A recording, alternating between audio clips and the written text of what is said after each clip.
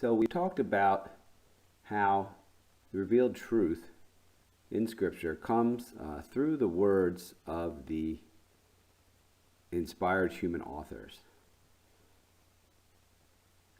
The question we're going to ask now is, how do we know what those authors meant?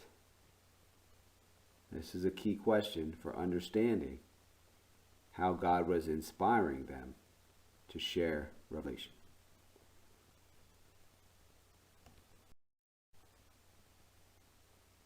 Well, as Abel points out in chapter 9, we can use the historical critical method.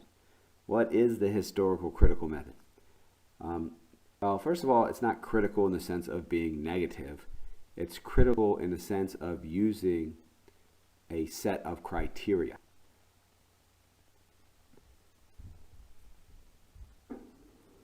Using the historical critical method means that we study the Bible text in the same way as someone would study any other ancient text. So in other words, we use the powers of reason and evidence that we can gather by various means to uncover what the inspired authors actually meant. So in section 9.5, I was going to point out that the Pontifical Biblical Commission, remember the Catholic Bible All-Stars, officially endorses the use of the historical critical method. That's in their document called Interpretation of the Bible in the Church, section 1A. What Abel doesn't mention, but I'm going to key in on here, is that the Pontifical Biblical Commission also condemns a fundamentalist or word-for-word reading of Scripture. That's in section 1F, if you want to check that yourself. So there is a difference here. There is kind of a split between using the historical critical method and a fundamentalist word-for-word reading of Scripture. Because in the use of the historical critical method, we are looking at the context. We're not just going to say, oh, it says, for example, 7 days. Well, that's what it means. It must be a science story about the foundation of the world. No, we're going to say, hey, what did the authors mean?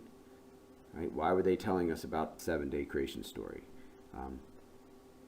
What did they intend their audience to understand? See, if everybody, for example, assumed that the world was created in 7 days, then telling a 7-day creation story might just be the means by which they got some other important points across.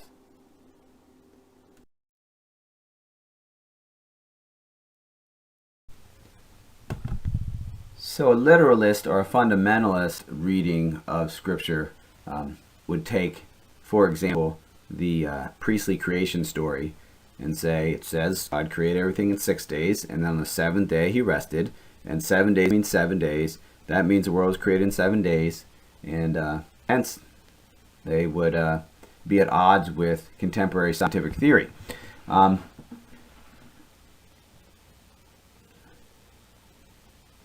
A Catholic or other non-literalist Christians' interpretation of the same passage, though, wouldn't be so simple. We would ask questions, right? Like we would say, well, why were they even writing about how the world was created in the first place, right?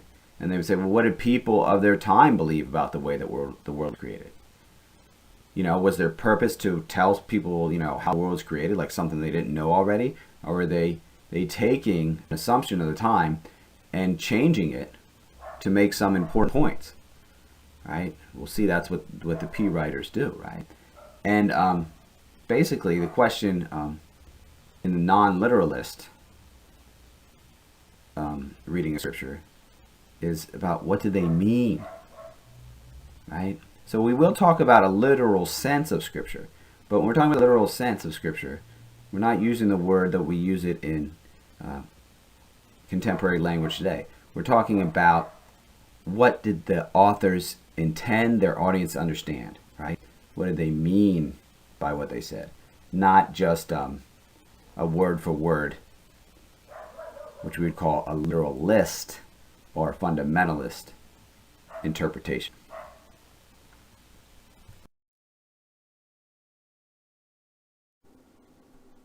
So the first form of historical critical practice that we'll talk about is textual criticism. And in textual criticism, you look at the different manuscripts, the different texts, the different editions of a text, and you look at it and you compare them, and you see where they're similar and where they're different.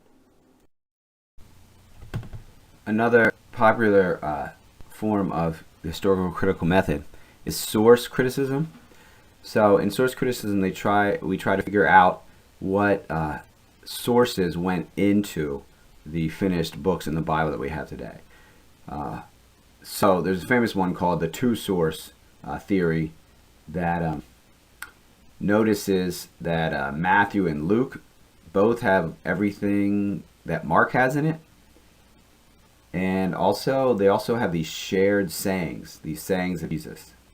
And so the theory is that both Matthew and Luke used Mark as kind of an outline for their Gospels, and then they also had this shared group of sayings, which is just called Q, after the German word for source, Quell.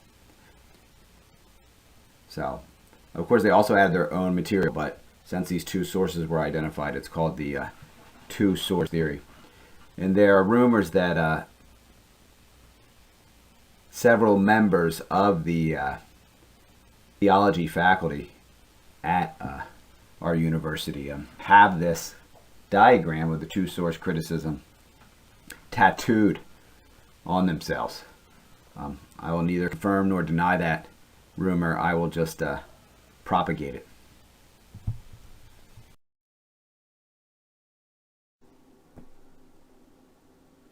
Okay, other forms of the historical critical method that are used to study Scripture include a genre criticism, in which we try to precisely identify the different genres that are used in different parts of Scripture. Again, this is a big deal. You know, if you read something as the wrong genre, you might get the wrong point, or you might not understand what the meaning of it is. If, for example, you read Jonah as a historical text, that could obscure the meaning that the inspired authors intended the audience to understand. The other one is redaction criticism, and this has to do with seeing how the story was edited and reformed over the years. Again, some of the stories from the Old Testament were formed and reformed over almost a 1,000-year period. So this is a very important step in understanding what the authors meant, because the authors might have meant different, editors might have had different angles on the story at different times.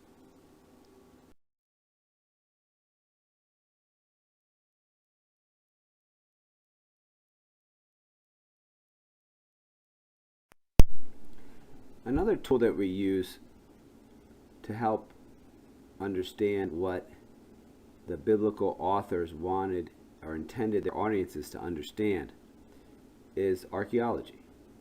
We dig into the ground and we see what we find to help us understand who the people were who were forming these texts and how they lived.